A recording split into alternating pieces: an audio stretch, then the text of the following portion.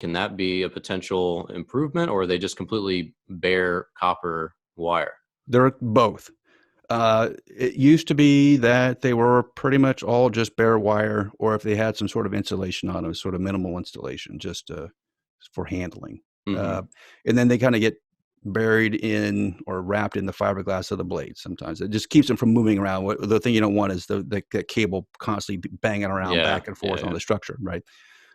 More recently, they have I've seen a lot of work done where they put a very thick plastic coating over that wire, so act as an insulator to try to prevent that wire from becoming energized and reaching out into space and trying to connect with the thunderstorm.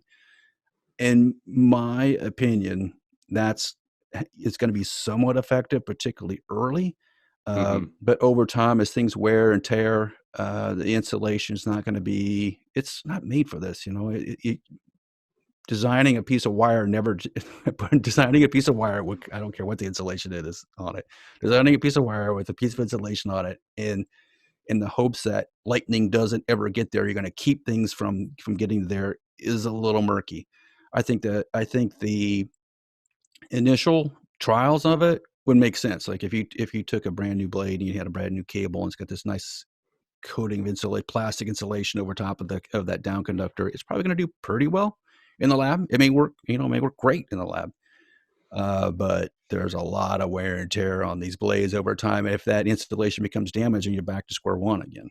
Hmm. So the ultimate, um, we're going to have to let it play out a little bit. I think that's what it. And I've seen some reports come back so far that has said it does help, but it's not completely eliminating the problem, which is punctures of the blade.